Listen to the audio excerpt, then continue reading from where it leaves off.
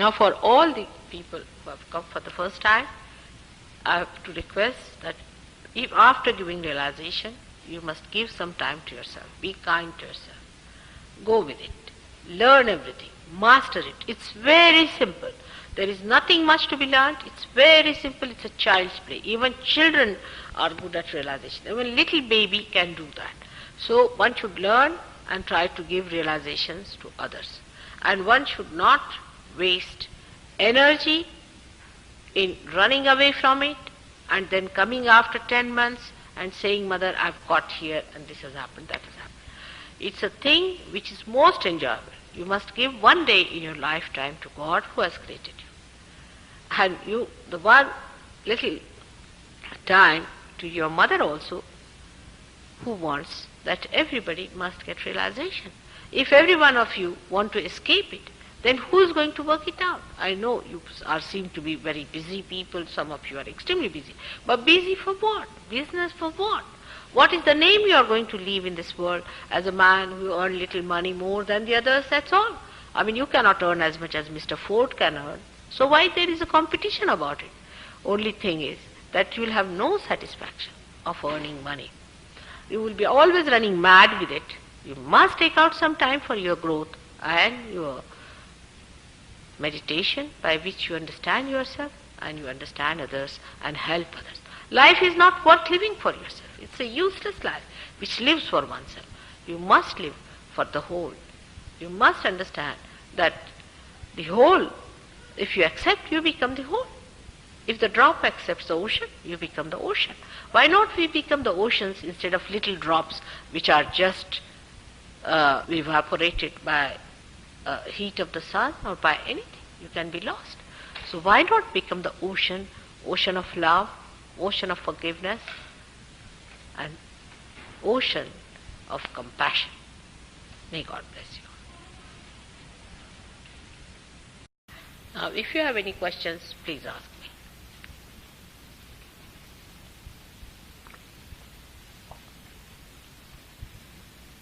me. None.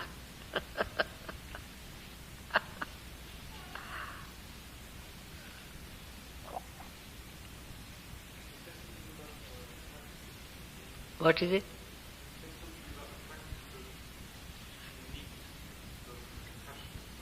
Meat. All right. Now I'll tell you about meat. Very important. You see? We must have compassion for human beings. What's the use of saving the chickens? Can I give them realization? Simple thing. See now, chickens, if you eat in compassion, you can. Because when you eat a chicken, it goes into evolutionary process. It improves its evolutionary process. But you shouldn't eat animals which are bigger than you in size because they give you troubles and problems and they make you aggressive. A person who eats aggressive animals or animals which are bigger than them, then they go more to the animal stage because they become aggressive because they have, you see, these bigger animals have grown more than you, that's why they are animals. So one should not eat animals which are bigger than. And they are the animals who have the feeling of compassion. They have the animals who have a feeling of oneness with you. For example, you'll see a dolphin, I would say. A sailor will never eat a dolphin or kill a dolphin because it's very near human level, you see.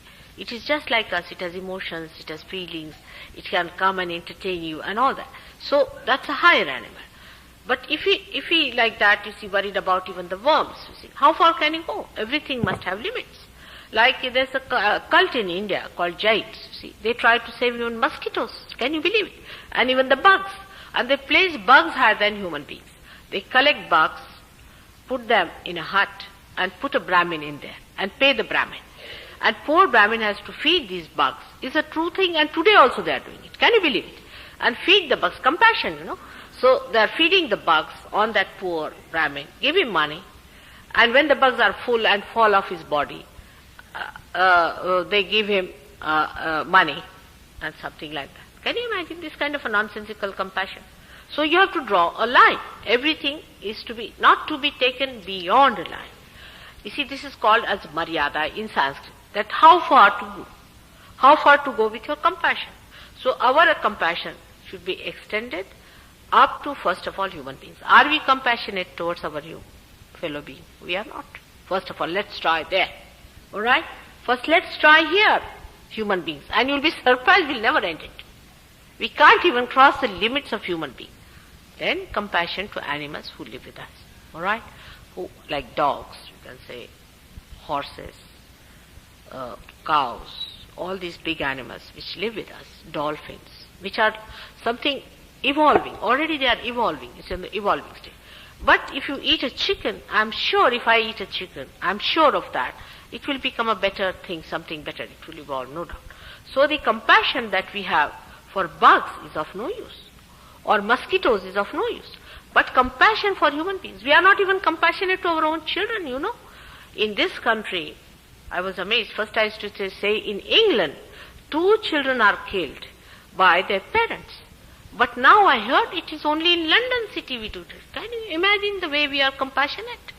There are vegetarians who are killing their children. What do you say to that? This is not compassion. So these are ideas we have got. We must understand how far to go with things like compassion, like mercy, like peace. Peace is all right till you reach a stage where you supposing you get a devil who is destroying, say at the time when Hitler came in. That time to be peaceful would have been absolutely cowardice, isn't it? You had to fight him out. He was a devil, so you had to fight. And that's how I say Churchill was a great man to fight him. That's what it is. You see, so that is the limit where you go. You cannot have compassion for a person like Hitler, can you? What compassion? Did he have any compassion for anyone? So compassion must have its understanding, its discretion, its wisdom. Alright? Now supposing if you ask me, Mother, give realization to Hitler. Why should I? I will not.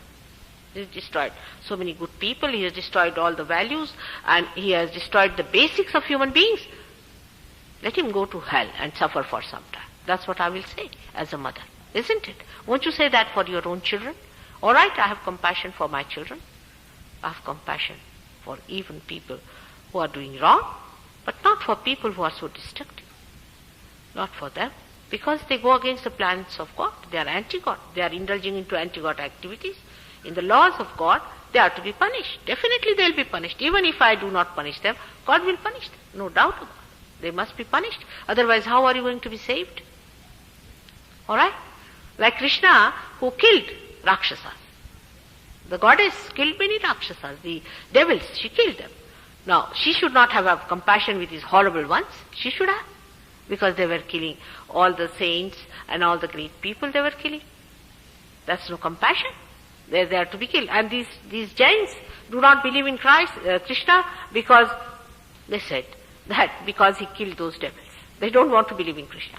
Now Christ they believe because he forgave those who were crucifying him. Alright? He did it because he was capable of that. His forgiveness itself is a punishment to these. His forgiveness is very great. He knew that God is going to punish them so much that he had to put in a word for them. Because they were ignorant people. So that's what it is.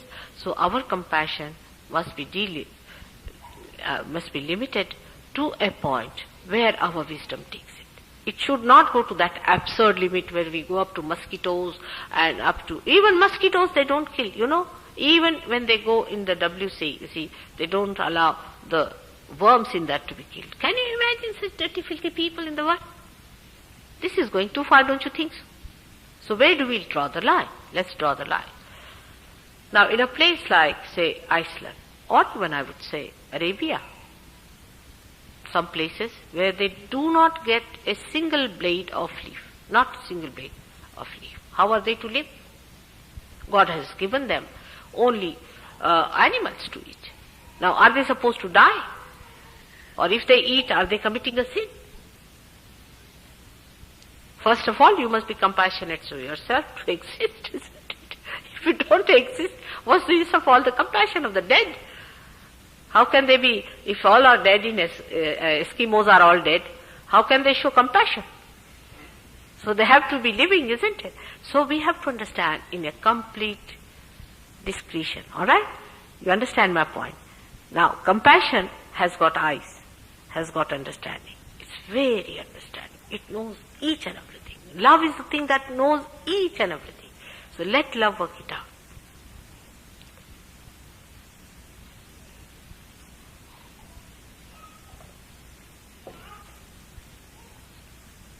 All the animals which are not bigger than you, which are not evolved so much, if you eat them, then they can evolve. But that doesn't mean you should start eating worms. You see, again, you see, everything I have to tell the other side of, because human beings always go to extremes of everything, isn't it? Now if I say that you should eat all the smaller animals, that doesn't mean you should gulp down cockroaches down your mouth. See, it doesn't mean that. You see, so again it comes, you see, the discretion part of it. You see, you shouldn't go to an extreme of everything.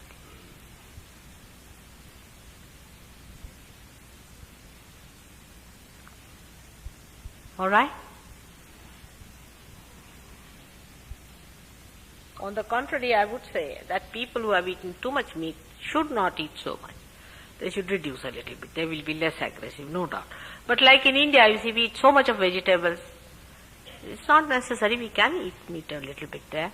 And you can also eat lean meat or meat of chicken and all that. Is all right. But don't eat this beef and horses and elephants and tigers and snakes. See, they are not good for you. So people eat snakes and they eat cobras and I don't know what all they eat. I don't know. So lizards, I mean things like that. You should eat all these things. And also animals like frogs. I don't think frogs should be eaten very much.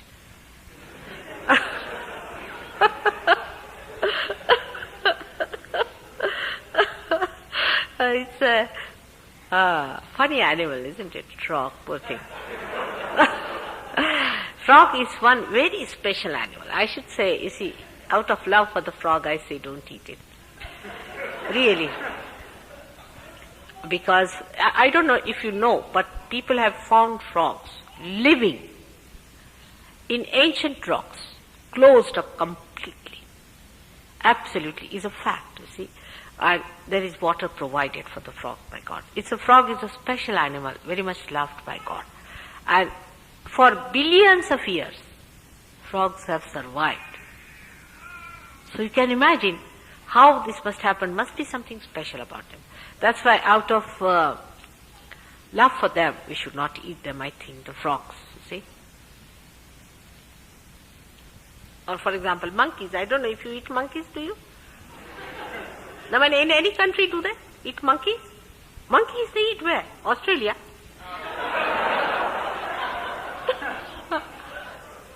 Really?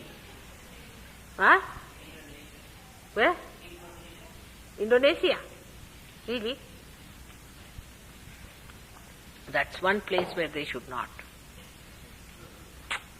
I don't know. There are another wonderful people.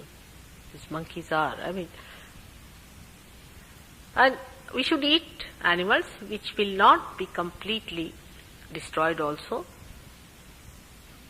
We should try to save animals, all the animals as far as possible, and just not kill them and finish them off. It's like, you see, going to extremes in everything as we do it. Alright? May God bless you. Now any other question? It was a good question you asked, because there's a misunderstanding about it people have.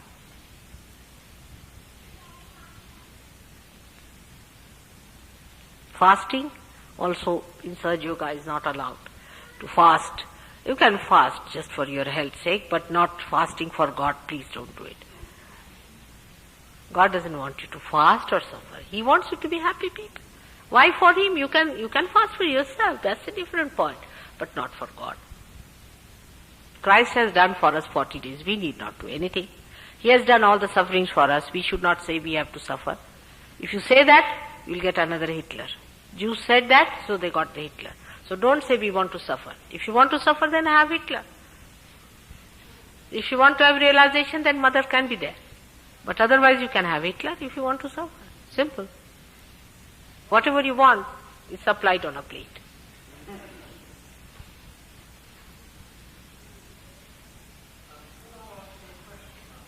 What?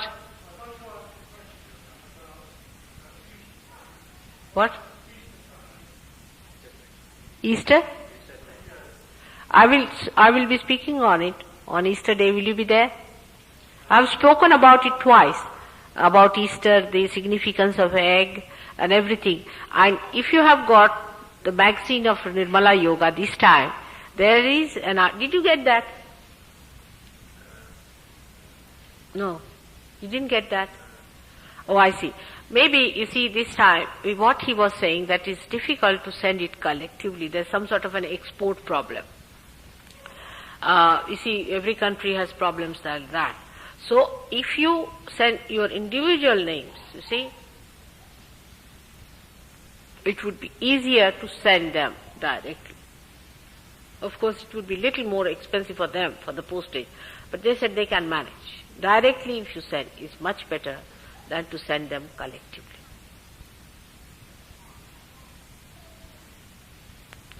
And Gavin can arrange that. I'm surprised how, that's a problem. There's a problem on that. But I have got it about 8 days back, and nice things I've said about Easter.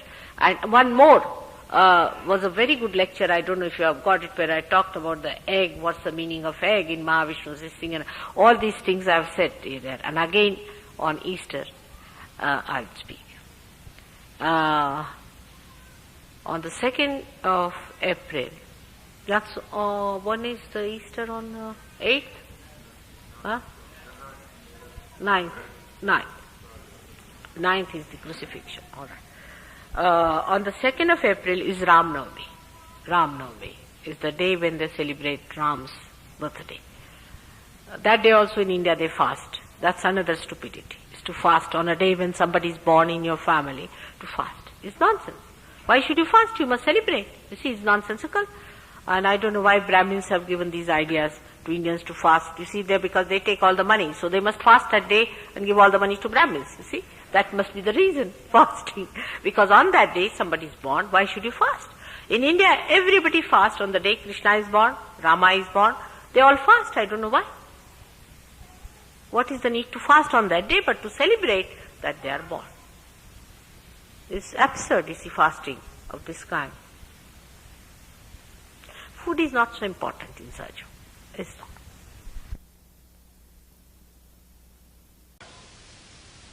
It's absurd, you see, fasting of this kind. Food is not so important in Sahaja.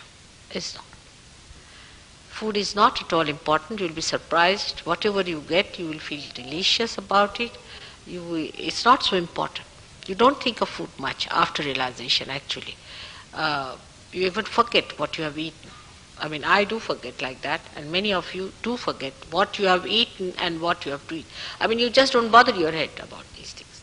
It's not an important thing for you at all. Because those who fast also start thinking, what will I have tomorrow if I have fasted today? Isn't it? So all these things just don't come to you. You'll be amazed after realization. You see, you just don't think of these things. And then also there's another misnomer about compassion, which point has come to my mind, is that people think that if you don't eat meat, you become a very kind person, is another nonsense. I have not seen such. In India, we have a community called Marwadis. They just don't even eat what you call them garlics and onions. Garlics and onions, you see, they don't eat. I mean, leave alone all the animals.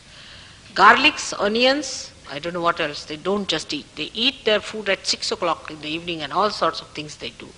They'll go to temples every morning, do everything. Even so many Brahmins do it, but they are the cruelest people you could think of. Cruelest people ever known. I don't know why, because perhaps they haven't got energy enough. They haven't got that energy in their body that can resist or that can control their temper and their violence. They are very hot-tempered people. You will normally find people who are very aggressive about food or very particular about their food are extremely aggressive by temperament, extremely aggressive and very hot-tempered. It always goes hand in hand. Those who are particular about food do not receive much in vibrations. They always fall down. So those who are particular about food are people who are, we should say, second-class Sahajogis. They are not first-class Sahajogis. So gradually this should go away from your mind, because you see, whatever you eat, you digest all right after Sahaja. It's very simple. And of course, on the whole, in England, when we eat our food here in the ashrams and all that, I insist that you shouldn't eat food that is bad for livers, because most of the people here suffer from liver. You see, so it should be sort of balanced. And that's how it should be. And one should work out those ways. Whatever is wrong with you, you should correct that. But food should not be such an important thing that as if by taking the food you become suddenly an yogi. It's not true. It's not true. It's the satisfaction. It's the satisfaction that you get. Satisfaction about everything is important than food itself. Any other question there? 5 minutes more.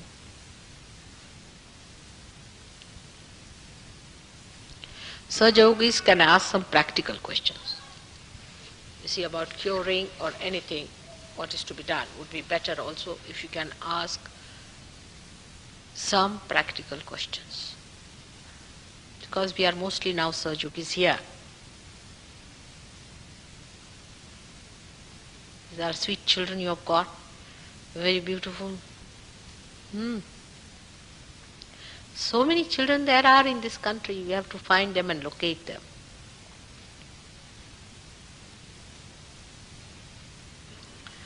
Ask for any practical problem you have. It will be good. Yeah? Because of you, all of you suffering, I am also suffering, I must say.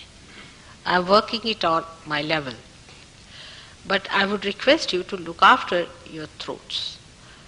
In England especially, because of the climate. Any Western countries, but especially England. You must look after. I mean, actually what I find, that you do not look after it. You take it for granted. That's the reason you get this trouble.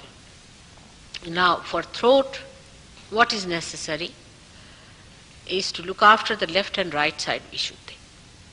To look after the right side Vishuddhi, you must not speak too much. If you speak, do not say aggressive things. Do not say things that hurt others. Say things that are pleasing. Of course, not ego pampering, but pleasing. Again, discretion has to be used. And which are sweet, expressing your love. God has given you this tongue to express your love. Expressing your love. If you have to talk to someone, find out what he needs. Would you like to do for him something? Or in a way that will not hurt the person. If you develop a good type of tongue, I should say a language, one has to educate.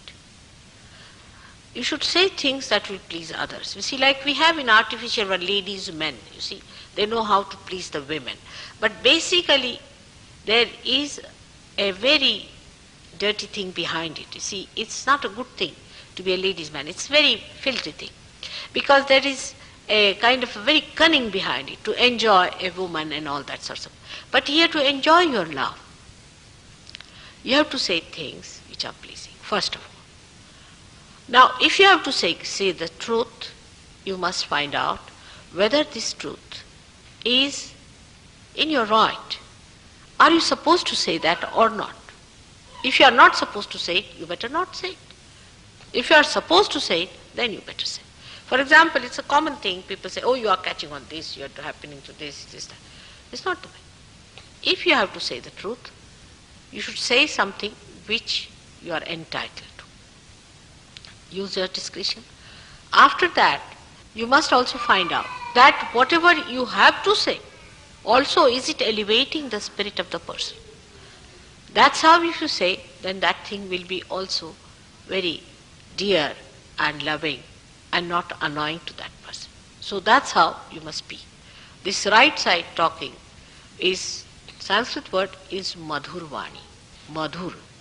There's no word equal to that, which means sweet tongue, but here it's a abuse. If you say he's a sweet tongued fellow, you see, because we can't think of a person who has not got a duality. If he's sweet tongued, then he must be sharp inside. You see, it's like he must be a snake to say sweet tongued things. It's not so.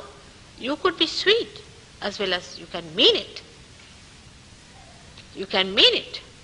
That's the point. Is when you miss that point, then the right Vishuddhi catches. Aggressiveness, talking too loudly to people, shouting at people, or the big worst thing is feeling your ego too much. You see, like somebody told me that if you drive a car, you get the right Vishuddhi.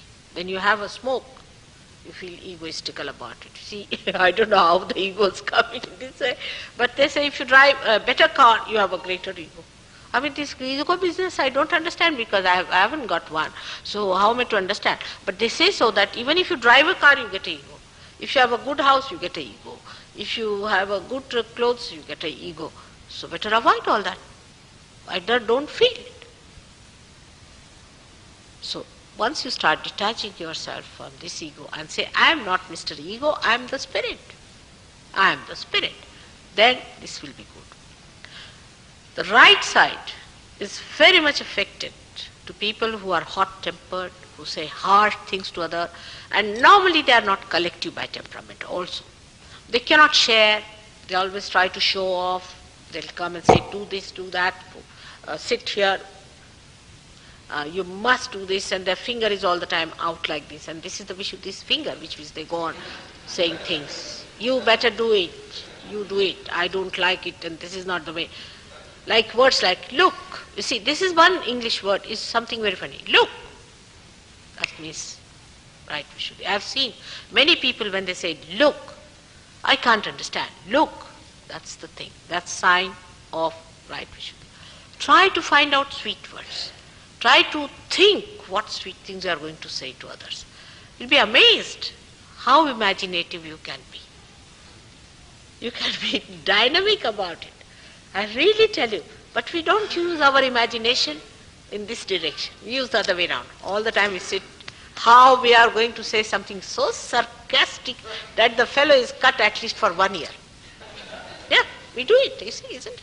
So that's what one thing is for right Vishuddhi. It's just your beautiful, enjoyable, loving speech. All right? The second one is the left Vishuddhi. Here you are sarcastic. You laugh at a point where you should not, sort of making fun, ridiculous. You laugh at a point when you ridicule someone. Supposing somebody says, I'll be there, say, in 5 minutes, and the time cannot be. So he means finished, left Vishuddhi. If you ridicule others, you see, you don't respect the other person because you don't respect yourself. If you don't respect others, it is only simple thing is you don't respect yourself. If you respect your spirit, you respect other people, isn't it? So to say something, to be sarcastic, to ridicule, or to be putting down, not in a straightforward way, aggressive way, but in a very circuitous manner, in a Scorpius way, you can say all these things give you left Vishuddhi. It's only talking, I tell you. If people could talk less and think of love, and express their love through their tongue, I tell you, lots of Vishuddhi problems can be solved. I am trying my level best to put it right, but you people go on catching and I have to work very hard to emit more vibrations and more vibrations. Now this cold, within us rises up to the Vishuddhi. It comes from one source, which is left-sided. When it comes from left side, it comes from lethargy, from left-sided action of what we call the balgam is on the left side. And when you are a lethargic person, you may develop a cold yourself if you are lethargic. Even if you are very active right-sided, it can come from the heart, right heart, from the lung, from the right heart. You see, if you are an aggressive man as a father, or you forget your father, such a person can also get cold. So we have two sources of cold coming to us. One is left-sided and one is right-sided. But the origin of these two things is left-sided is left navi and right-sided is right heart. So you must correct also these two centers if you want to stop this Vishuddhi. You see, Krishna is in the center. So what works out is Vithala, which is the right-sided development of Sri Krishna as the king. Because Rama was a king and he became Vithala on the right hand side. So when you have to take the name of Sri Krishna for your Vishuddhi cure, for your cold, you have to take the name of Vithala, and of this side of, you can take of like Vishnu Maya or someone like that on the left hand side. Alright? So this thing can cure your cold better than Sri Krishna's name. Sri Krishna is Virata, he is in the center. So you don't trouble him, you just take his right side and his left side and cure it. Both the things can work out this cold. One starts from your right side, heart, and one starts from your left side, Vishuddhi. Left side Navi. So left side Navi is another thing one must look after. Left side Navi. So these are the two centers. On this you know the mantras, what is to be said, and you can cure it. Now when it goes to the sinus, here it is before the chakra of Christ. Now this is a chakra which is placed between Vishuddhi and Christ. Here both these nadis pass through, and when they are clogged, they cannot get through and they have no outlet. That's why you get the sinus trouble. Now for sinus is a simple mechanical thing you can do, is to take some water in your hand after your bath, even if you don't take your bath, just after washing your teeth, washing your face, you take some water in your hand and put through your nose, just suck it in and thrice and throw it out thrice, putting these fingers, these two again I say, not these in your ears, closing it down completely and throwing it out water every time. Don't take very hot water or very cold water, just lukewarm. For bath, never use very hot water. Never use. Use very hot water. If you use very hot water, then use a lukewarm water after that. Now supposing if you have used a hot water, very hot water, then what will happen? That you will start getting pains in the joints. After that, if you can do an exercise, then you won't get the pain, because the water, hot water, melts your fat and creates an acid, which is lactic acid, which gives you pain. It is to be again transformed into glucose to be consumed in the body. So with hot water, if you take your bath, then have a rigorous exercise for 15 minutes, then it would be all right. This is what one has to do. Taking bath is another thing which done by Indians here, and that's how they get into problems. Now, I would say taking bath in the night is the best, but then after taking bath you must just get into the bed. But food has to be eaten earlier. It's a big combination, I don't know how to work it out. Because if you eat your food early, you see, that's why I like American style. They have dinner at 6, all right. Bath at 7, and then supper at 9. And for supper they eat something sweet or something. That's a better way. I think you two had the same system, but you have changed it over. It's a good idea to have a big dinner at, say, 6 o'clock, and 8 o'clock bath, and then you have your supper practically in your bed and go off to sleep. And even if you don't have your supper, doesn't matter so much. So that will help you, because after taking the bath, if you suddenly come out of the house, especially Indians, they do it. They can't live without bathing. So early in the morning they should get up at 5 o'clock, take your bath, get into your bed, and they are all laughing and smiling. But it's true, they get, lung trouble. and lung cancer they develop. All Indians die of lung cancer in England, most of them. Nothing else. Or maybe over drinking, maybe that. So it is better, bathing also, don't go to extremes. Have a discreet thing. Sometimes you can avoid bathing, doesn't matter.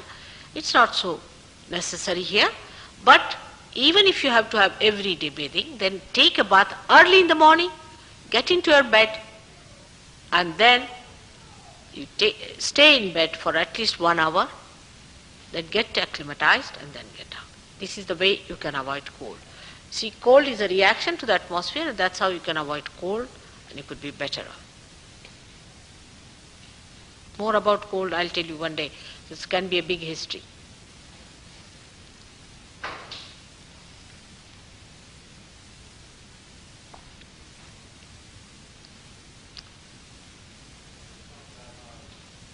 For eyes, if you have weak eyes, that means you have got a bad left agya.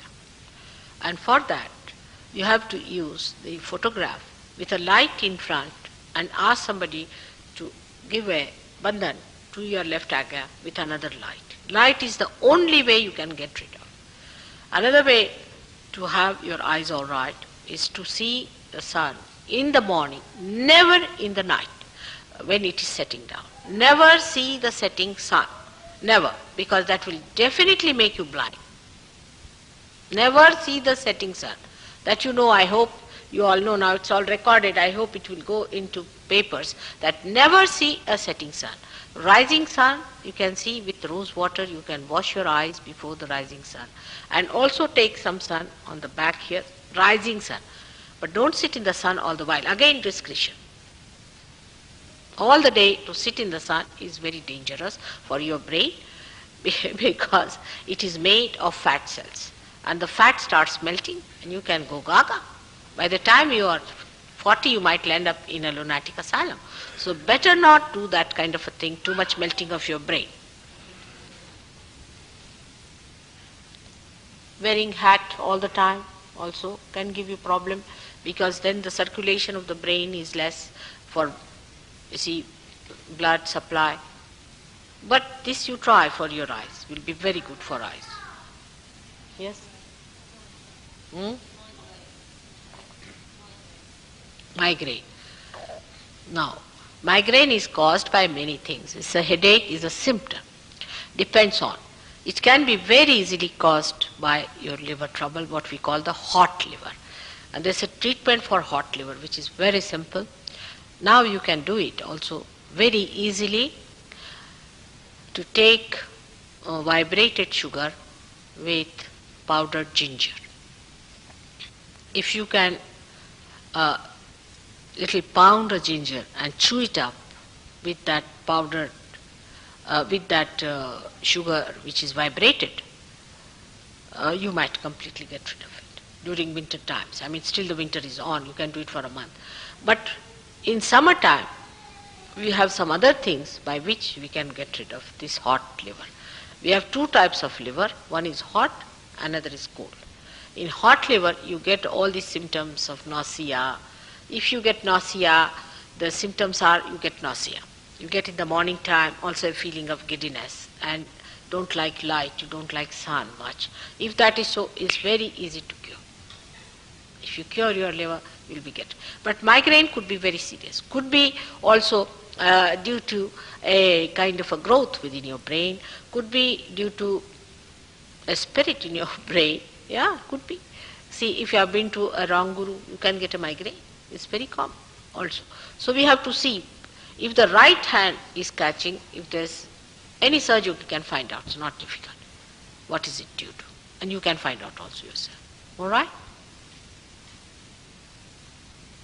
Why is it open?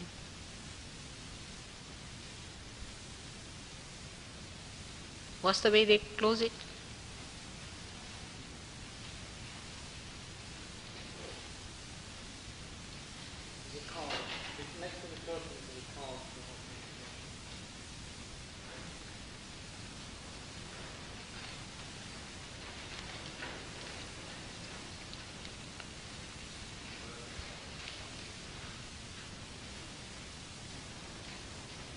How are you now?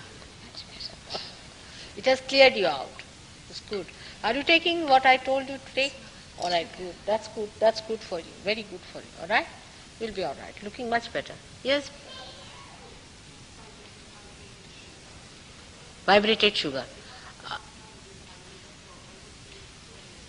What is she saying? What is vibrated sugar?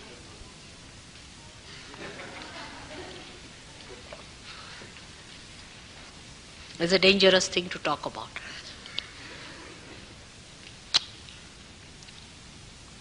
We have not talked of vibration so far, isn't it? But when you feel the all-pervading power, you start feeling that as vibrations in your hands, as cool breeze in your hand. Now, when such a hand which has received this thing touches any matter, it also gets those vibrations. You can feel the vibrations there. In the same way, if such hands can touch the sugar, it gets vibrated. Means the divine power is now activated, is active. So far it was not, now it is activated. So when you take that vibrated sugar, which we have, then it works wonders because it's activated. It's the divine love in the sugar. You can even activate this, see now, my finger. See how it's acting to my finger, see that? You see, I'm just putting my finger, it's all opening your Vishuddhi. See how it acts? Now it's better, it's burned out. Did you see that? Clearly? Alright. In the same way, now this is vibrated because I am sitting here, maybe also Jogizari is vibrated. Means that it is awakened. We have to awaken the elements. And that's how we can awaken them with certain things that are vibrated. For example, salt vibrated or anything. We can awaken the elements, and if you put your feet in such water, also you can take out all your problems. Like this candle before my photograph is awakened because the photograph is giving vibration. And unfortunately, you'll be amazed that nobody who has been really a realized soul of a great evolved state has a photograph. These are all copies, and that's why we do not get such vibrations from any one of them because they are not real photographs. That's the problem. That's why it was said that don't bow to anything that is reproduced, which is created by the earth or the heaven, because you see, it was never produced the same way. At least the photograph has captured, I must say, it has vibrations. Because with my photograph, people have cured, as you have seen, a blood cancer. I mean, many such things have been done.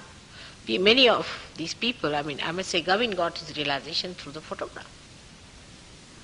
The first one. So that's what it is.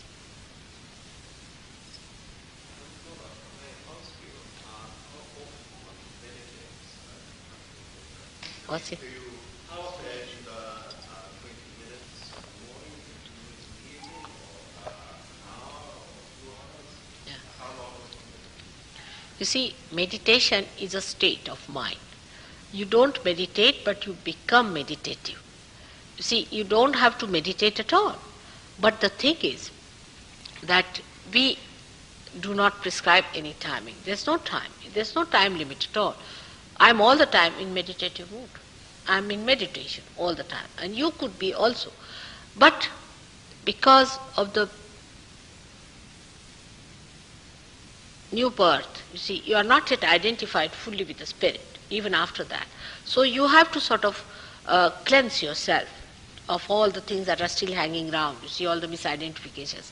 For that, whatever we do, also we call it meditation. But actually that is just a cleansing process and purification which can be explained to you. Once you get your realization, then they will tell you. There's no time limit for anything. But if you can do it, say, about 5 minutes in the morning and 5 minutes in the evening is more than sufficient. Till you start feeling the vibrations coming nicely to you, you should do it. So there is no time limit for it. Like we cannot see a fruit, when will it drop, or we cannot say when will the flower become a fruit, how much time it will take. Because it's a living process, the cleansing is also a living process. We cannot prescribe it. But when you start feeling the cool breeze in your hand, you are done. It's like that. So it is not related so much to time, but it is related to reality, what happens to you. All right? That's good. So they will all tell you all these things. Not only that, but they'll tell you how to cure. They'll tell you everything. I mean, they are all experts sitting here behind you. See, they are much more expert than me. I'm not expert at all, I must tell you. I don't understand these things on that level.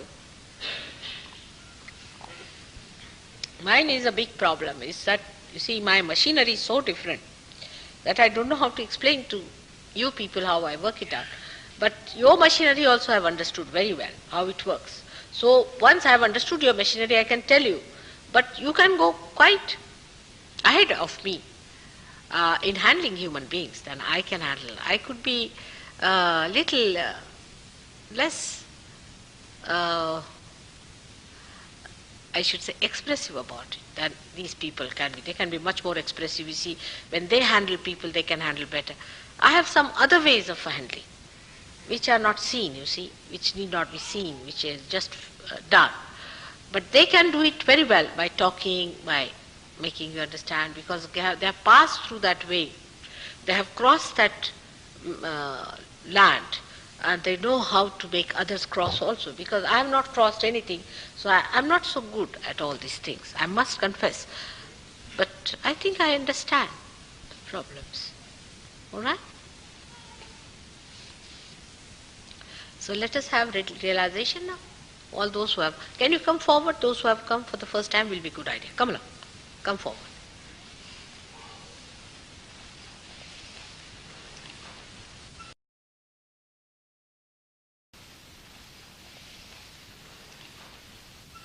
Come along, come along. Better come. It's better to be here. Just get it. What about you? Him also. Come along. Come along, come along. Come, come. He's got it. He's got it. Yes, he's got it. Anybody who hasn't got it, have you got it, realization? But did you feel the cool breeze? Great. What about you? You have felt the cool breeze? You have felt the cool breeze? Not yet. Not yet. All right, doesn't matter. Now, are you for the first time? Twice. Have you felt the cool breeze? I mean, who have not felt the cool breeze properly can sit in front. It's better to little bit again. Okay, again establish. It's better. Come along. Better. Tumi utha zara. Can you get up for them? Please come along. You see, so the attention is better. Come along, please. It will be better.